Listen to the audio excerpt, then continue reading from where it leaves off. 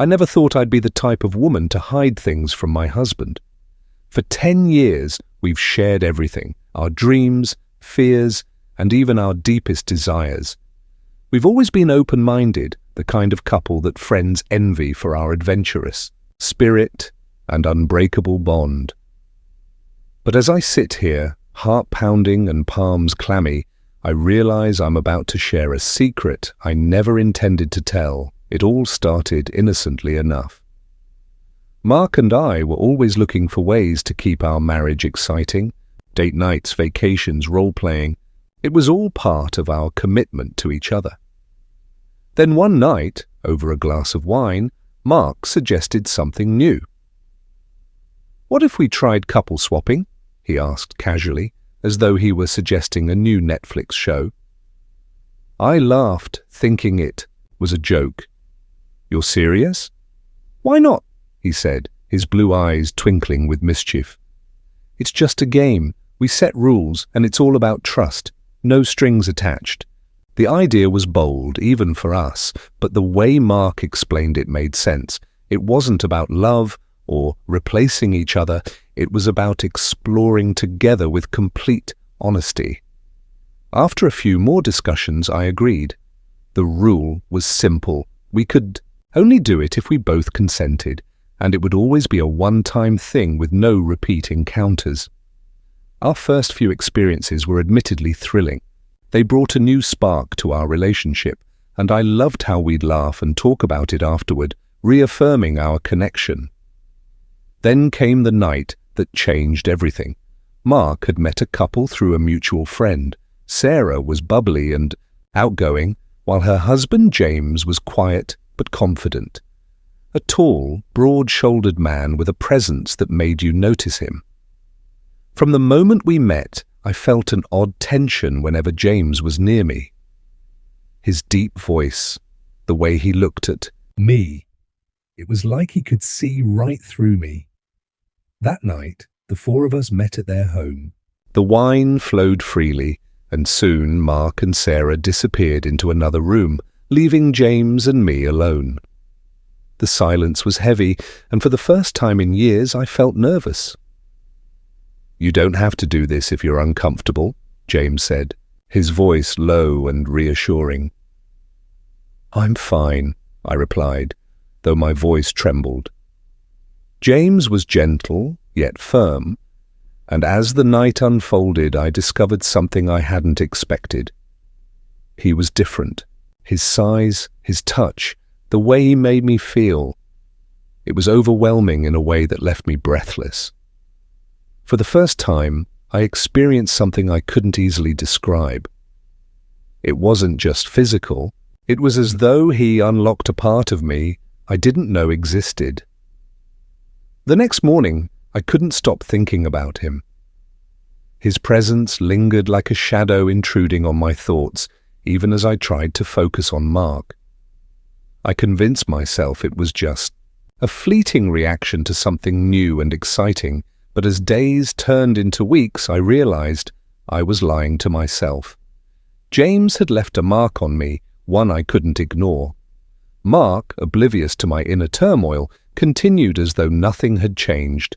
To him, the experience was just another chapter in our adventurous story, but for me, it was the beginning of a secret I would carry alone. Looking back, I wish I had stopped then.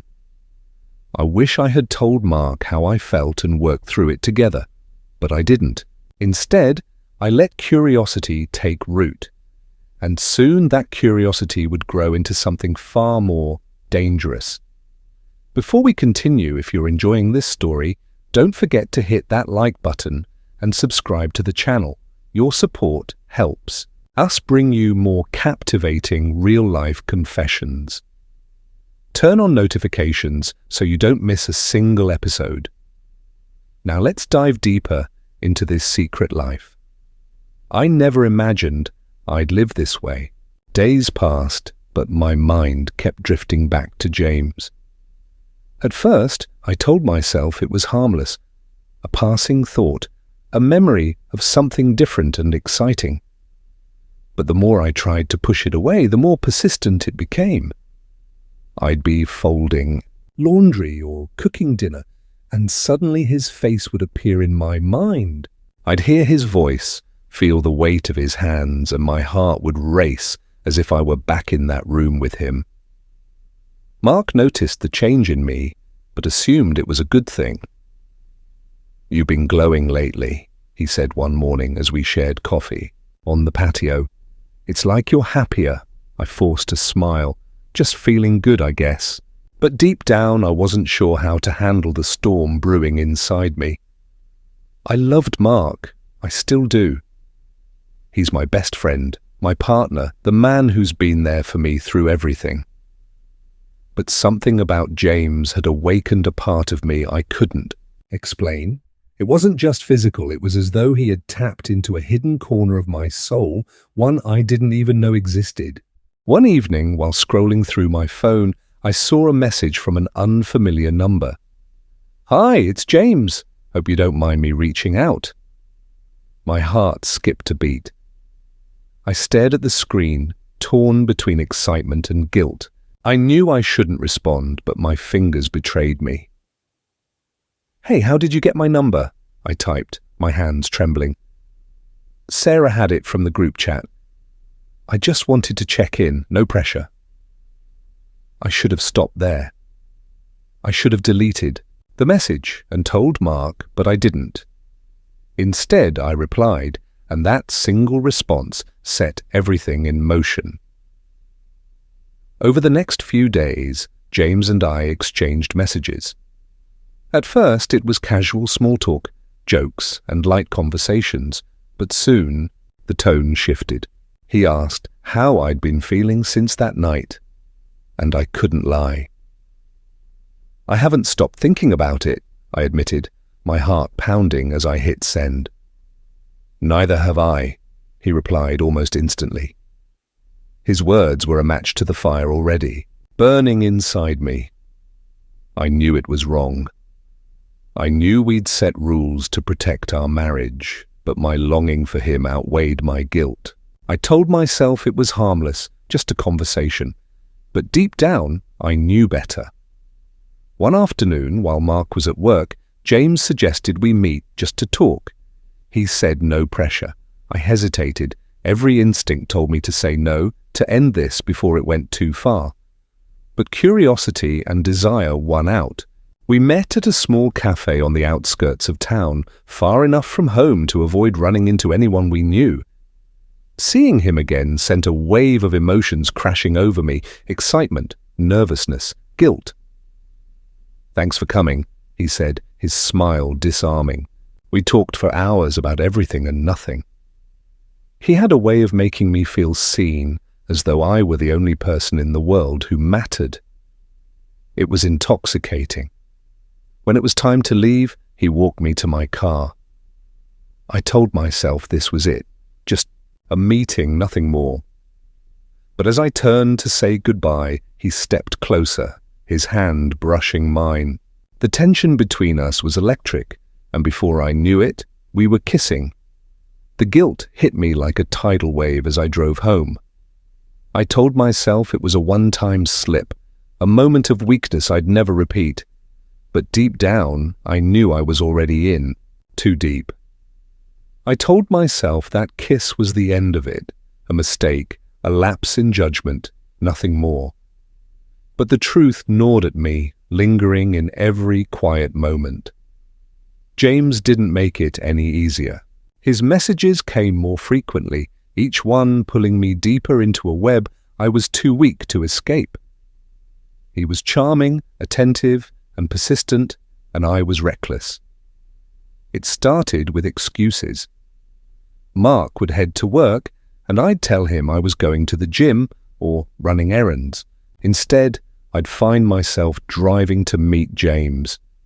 The first secret meeting wasn't planned, at least that's what I told myself. James texted me one morning, "I can't stop thinking about you. Can we meet just for a little while?" My heart raced as I read his message. I wanted to say no, I needed to say no, but my fingers typed a different response. Okay, where? We met at a motel just outside of town, the kind of place no one would look twice at. As I parked my car, I hesitated. The weight of what I was about to do felt suffocating, but then I saw him standing by the door, and all my doubts melted away. "Hey," he said, his voice low and steady, as though this was the most natural thing in the world. "Hey," I replied, my voice barely above a whisper. The room was small and unremarkable, just a bed, a nightstand, and a television mounted on the wall. But the moment we stepped inside, the air changed. "I wasn't sure you'd come," he said, his eyes searching mine.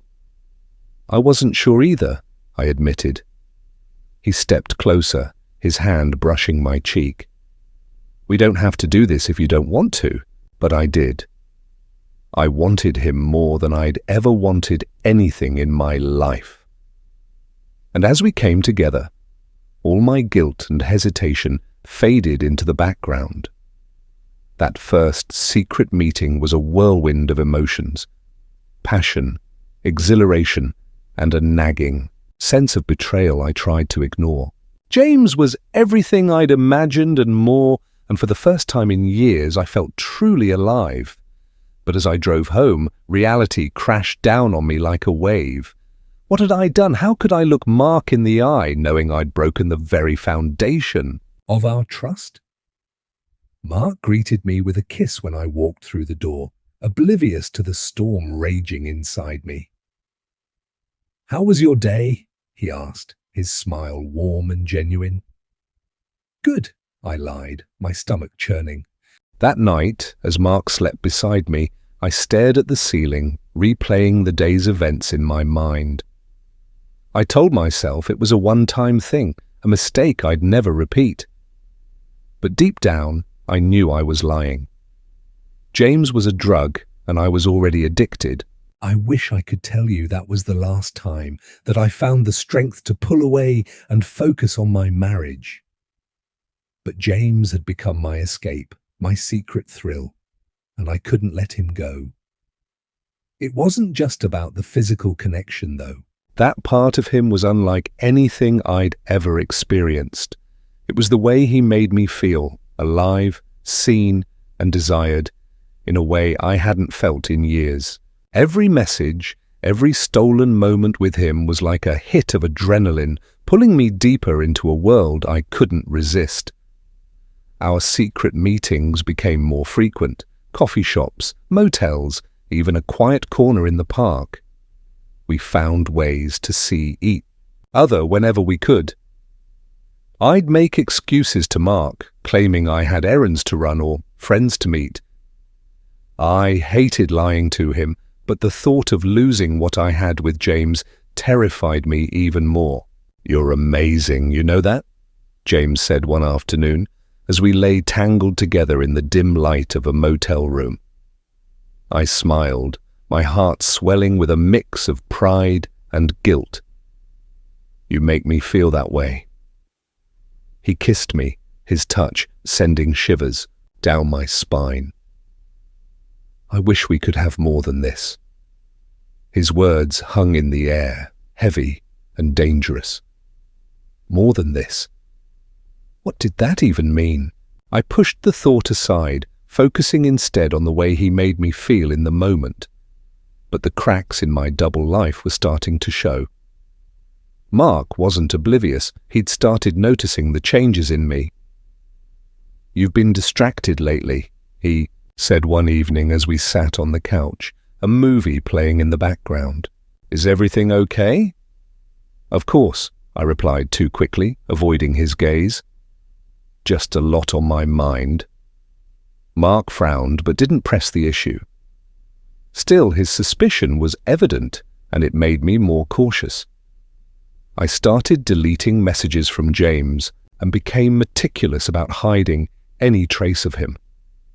Despite my efforts, the guilt began to eat away at me. Every time Mark kissed me or held my hand, I felt like a fraud. But no matter how much I hated myself, I couldn't stop. James had become an addiction, and I was powerless against it. One afternoon, as I was leaving to meet James, Mark called out to me. "Where are you off to?" he asked, his tone casual but his eyes sharp. "Just running some errands," I said, forcing a smile. "Want me to come with you?" My heart skipped a beat. "No, it's fine. Just boring stuff." Mark studied me for a moment before nodding. "Okay, be safe." As I walked out the door, my stomach churned with anxiety. Mark was getting suspicious, and I knew it was only a matter of time before he started digging deeper.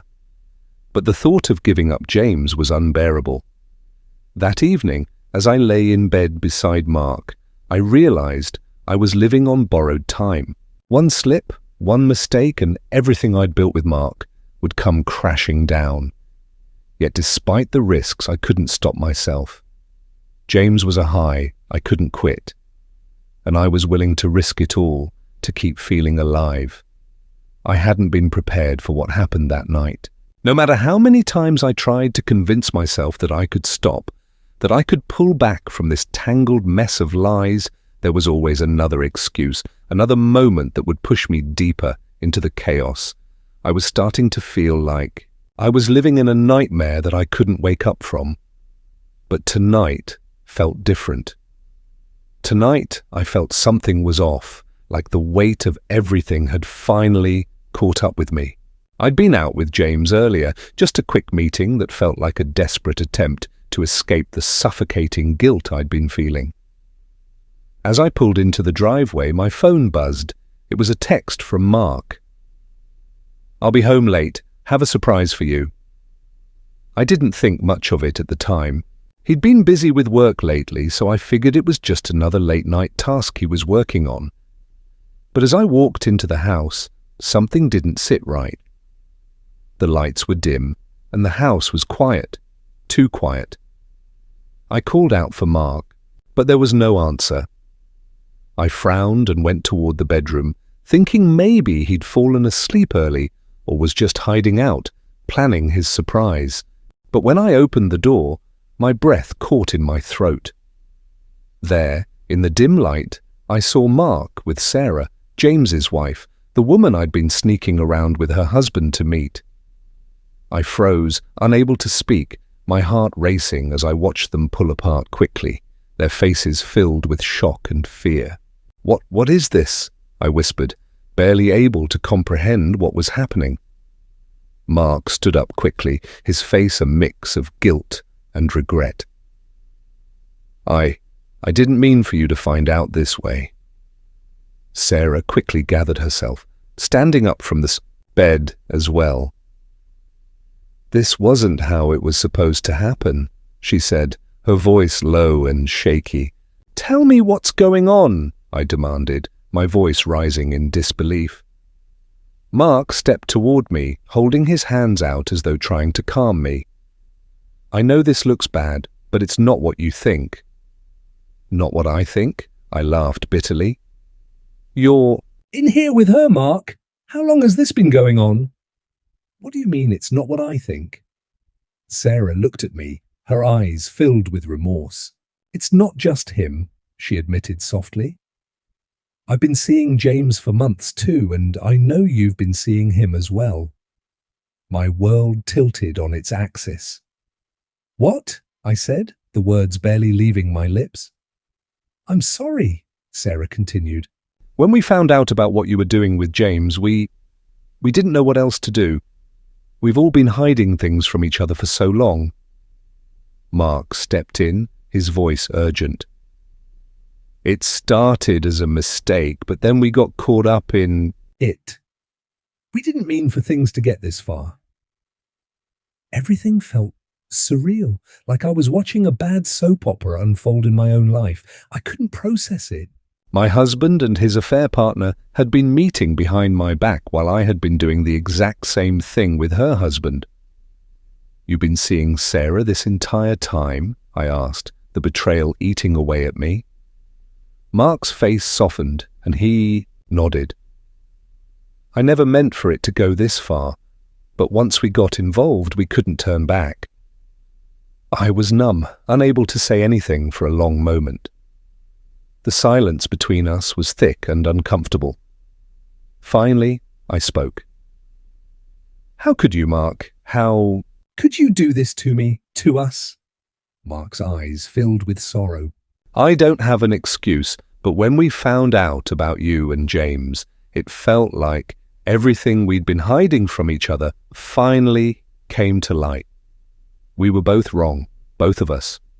But you have to understand, I never stopped loving you." Tears began to well up in my eyes as I processed everything, the shock, the confusion, the heartbreak. It all collided at once. The life I thought I had was an illusion. I turned to Sarah, the woman I had once looked at with suspicion and jealousy. "What about you? How could you betray your own marriage like this?" Sarah's eyes were filled with shame. I didn't know how to deal with it either.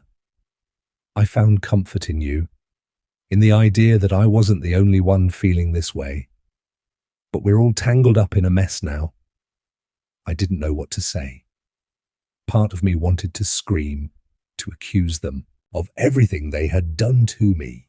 But another part of me, the part that was still trying to make sense of this twisted reality, felt something I hadn't expected: understanding. "We've all messed up," I said quietly, staring at the floor. "All of us. But this is not who we are. We need to figure this out, all of us." Mark nodded slowly, his voice tentative. "What do you want to do then? I don't want to lose you, but I know what I've done is unforgivable." Sarah stepped toward me, her expression softening. "Maybe we can start over, not just as couples, but as individuals. We've been living in denial for too long, pretending like everything was fine when it wasn't." I took a deep breath, my mind swirling with conflicting emotions. For the first time, I saw the bigger picture.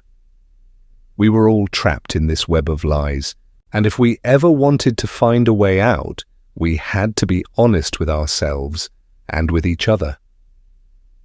"I don't know what's going to happen next," I said finally, my voice steady despite the tears that threatened to fall. "But we have to try at least, for ourselves, for our marriages." Mark reached for my hand, squeezing it gently. "We'll figure it out together." Sarah nodded in agreement. "We have to, for the sake of our families." And so, despite the mess we had all created, there was a fragile understanding between us. We weren't sure how things would look going forward, but for the first time in a long time we were being honest. And maybe, just maybe, that honesty would give us the chance to rebuild what we'd broken. It was messy. It was painful. But I had hope. For the first time in a long time, I had hope. In the days that followed, things didn't magically get better, but they didn't stay as bad as I thought they would. The air between us was thick with tension, but at least it was honest tension. For the first time in months, I could look at Mark and not feel the burning guilt of my secret. He too seemed lighter somehow, though the weight of what we had done still lingered in the background. We made a decision to step back from everything, to give ourselves space to think and figure out what we truly wanted. No more games, no more secrecy, no more lies. We had to find a way to rebuild trust both in ourselves and in each other. Mark and I didn't talk about Sarah and James much after that night. The focus shifted from our messy entanglements to the silent understanding that we needed to work on our marriage. I don't know if it was the raw honesty that came with admitting everything or just sheer exhaustion from the lies, but we started opening up in ways we hadn't in years. But we didn't rush things. We started going to therapy, each session feeling like we were peeling back the layers of pain we had built up over time. Slowly, we began to feel like we were on the same team again. There was still a lot of work to do. Healing didn't happen overnight. But I began to believe that maybe we could salvage something. As for Sarah and James, we all agreed that it was best to take a break for now.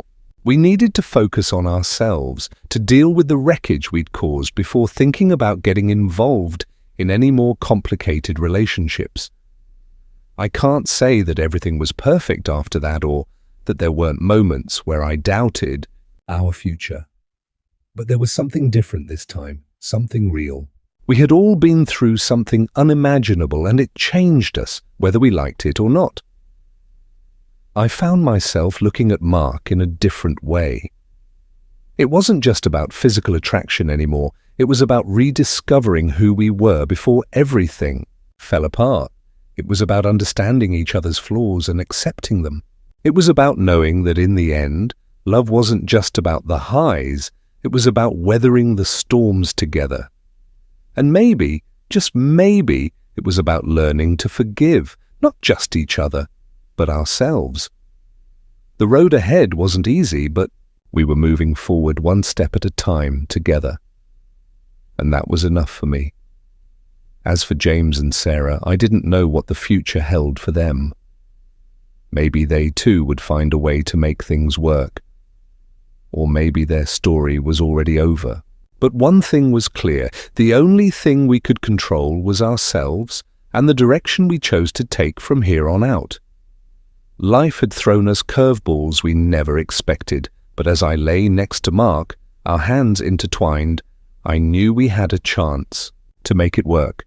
Because sometimes the hardest paths lead to the most meaningful destinations, and I was finally ready to walk that path with him.